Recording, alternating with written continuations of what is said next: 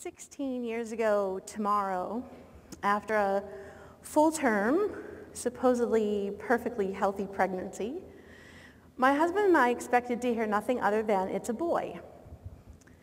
Instead, we heard, "This baby is dead."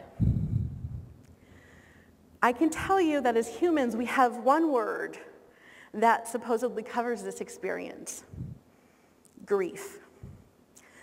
I can also tell you that in the same way my heart broke open with my son's birth death, living this experience also broke open my definitions of grief.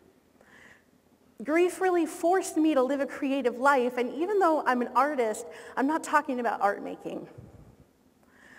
I'm talking about the amount of creativity it takes to find reasons to get out of bed the day after your son has been cremated. This is heart-making. This is taking that broken, open heart, those shattered pieces, and reshaping a life full on in the face of grief. So my son's death was the catalyst to grief, yes, but so many other things broke, and I'll give you a few examples of this grief experience. I had a C-section with his birth, so I was out of it on pain meds for a few days. When I finally came around, I asked the social worker to bring his body to me. This was it, physically my moment to make memories with him. This was it. And she said, "You signed the release paperwork a couple of days ago. No, you can't have him." A few days later, my husband and I go home from the hospital, and my husband continues to take his paternity leave because I'm recovering from surgery, and we're all grieving, frankly. And his boss calls our home and actually says these words: "We don't understand why you can't come back to work. It's not like you brought a baby home or anything." Now understand, my husband and I really thought we had put supports in place for ourselves. Parents groups, prenatal yoga class that would transition into mommy and me class. But on the flip side of my son's death, do I go to the mommy and me class as the only mommy whose baby is dead and hope that they know how to deal with me? So death, yes, catalyst to grief, but so many things broke. My identity, am I still a mother?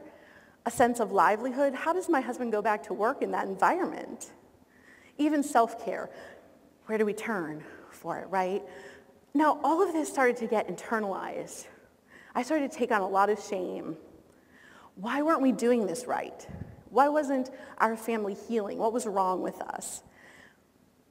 Here's the thing that I've learned. These experiences are not individual. We're not pulling this stuff out of nowhere.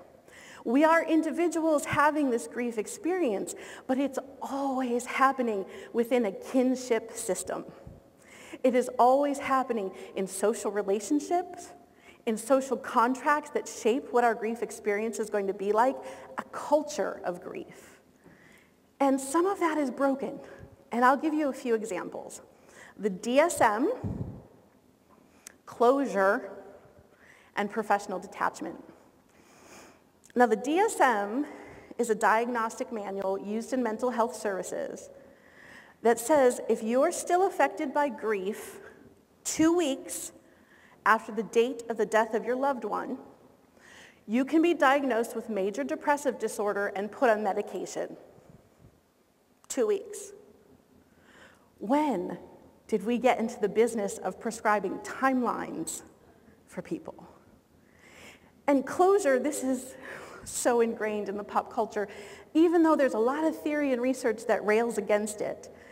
And if you think about it, when your grandmother dies, your mentor, you loved her, does anyone say to you, you know, you really need to stop talking about that dead woman. It's not healthy to keep talking about her. Well, if we're not doing that there, why are we telling families where a baby has died, you really need to stop talking about that? It's not healthy for your other living children. And professional detachment, I don't know about you all, but the last thing I wanted was a professional who was detached. I wanted a human who was engaged with caregiving. So this all brings me back to heart making. How do we individually get and stay creative with our grief experiences? I'll give you one example from my story. I went for mental health services after my son died. And one of the models I engaged with was the hero's journey.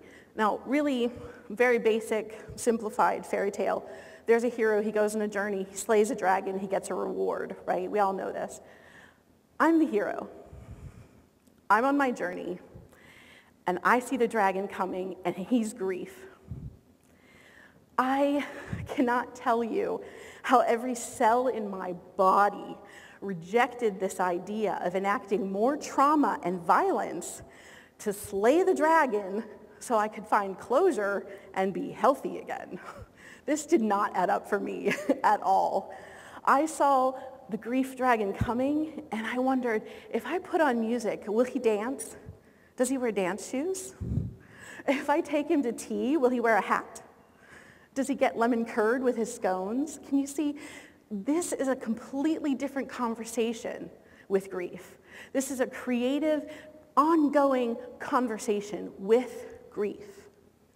So this is my story. Your grief circumstances, of course, will be different, but we can talk in the salon about how do you creatively enter your story to start reshaping your individual experiences that then reshape your social relationships and contracts with other people.